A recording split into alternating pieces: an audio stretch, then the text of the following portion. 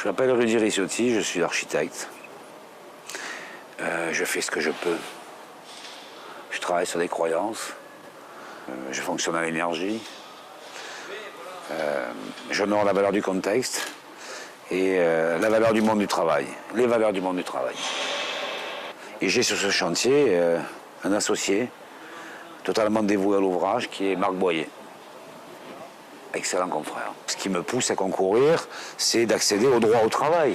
Il faut quand même avoir la tête sur les épaules. On n'est pas tous tombés de la cuisse de Jupiter avec la cuillère en argent dans la bouche, d'accord? Moi, je suis un fils d'ouvrier et donc le travail, je le cherche comme tout le monde. Je concours à Metz parce que j'aime le Nord. J'ai eu souvent des succès dans le Nord et voilà, ce concours, je l'ai gagné. C'est un projet qui sort.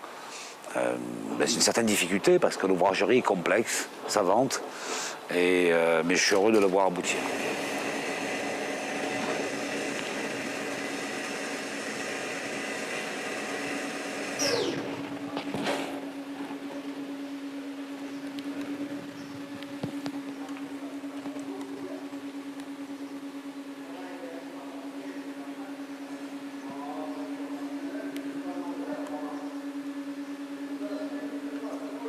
C'est une salle de spectacle. Une salle de spectacle, c'est quand même un bâtiment fermé.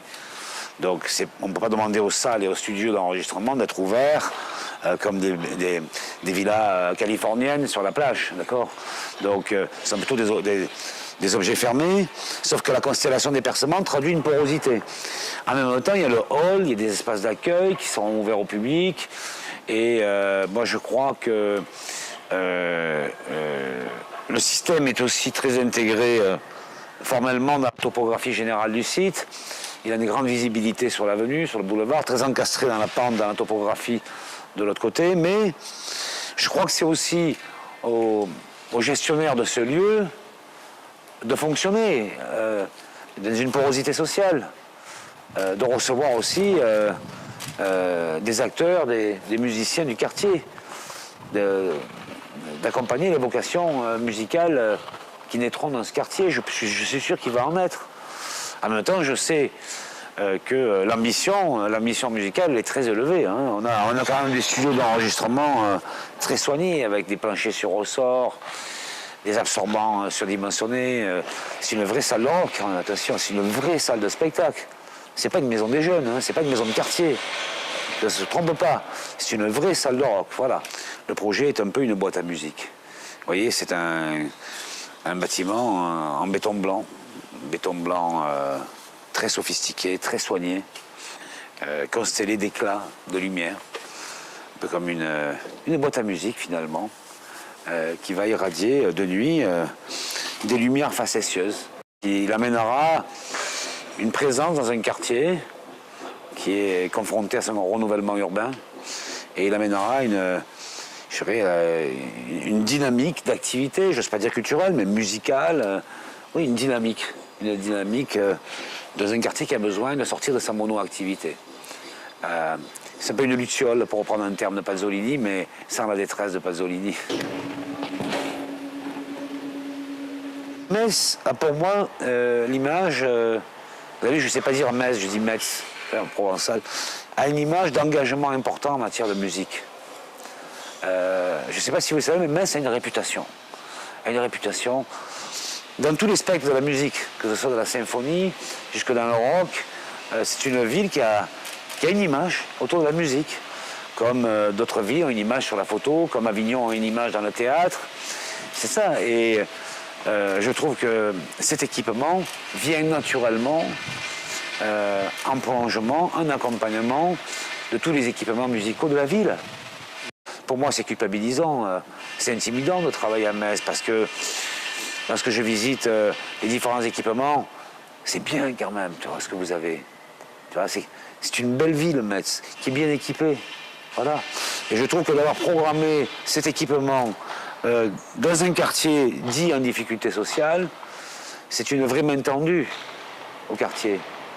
C'est en plus, au-delà de la pertinence programmatique dont je ne suis pas responsable, c'est la ville, c'est une décision politique.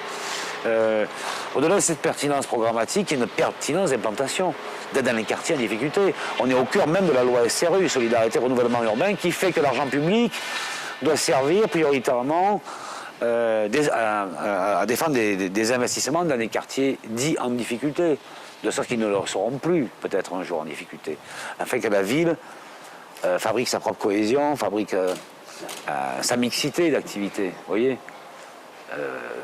c'est trop facile d'aller faire une salle de spectacle de rock dans les beaux quartiers de la ville, dans les quartiers historiques. D'abord, il n'y a pas la place. Et ici, il y a plus de liberté. Et d'ailleurs, symptomatiquement, l'architecture, en convivialité avec celle de Dubuisson, qui était quand même si ça paraît très âpre, quand même un maître du mouvement moderne, qui était un élève de Le Corbusier, elle introduit une facétie. C'est facétieux. Je suis très curieux de voir le succès de ce lieu. J'espère qu'il y aura un succès populaire. Mais vous savez, mes derniers projets ont tous eu un succès populaire phénoménal. Parce que j'ai fait le Louvre à Paris, le musée des Arts de l'Islam. Il y a eu 1 million de visiteurs en 6 mois. J'ai fait le musée Cocteau à Menton. Perdu, la dernière ville au bout de la France, à la frontière italienne, il y a eu un succès phénoménal. Et le MUSEM à Marseille, le musée de la civilisation, c'est 10 000 visiteurs par jour. C'est-à-dire qu'en 30 jours, ils vont atteindre les objectifs annuels de 300 000. Et je pense que vous avez entendu parler de cette énorme, comment dire, cette sentimentalisation populaire du MUSEM à Marseille. Sans être Marseillais, vous le sentez, vous êtes à l'autre bout d'un, mais on le sait. C'est incroyable. J'aimerais tellement qu'ici à Metz, ce projet soit accepté, partagé, sentimentalisé aussi. Je pense que l'architecture, c'est une pétrification, j'avais des pétrifications fonctionnelles, esthétiques, physiques, d'une décision politique. La prise de risque, elle est dans cet accompagnement. Il faut dire que la ville a pris un risque qui n'en est pas un, de venir dans un quartier dit en difficulté. L'architecture prend ses responsabilités et développe une réponse qui est plus ludique, dans une esthétique facétieuse, je répète ce mot, qui soit une alternative d'écriture au très grand sérieux des très grands immeubles qui l'entourent quand même.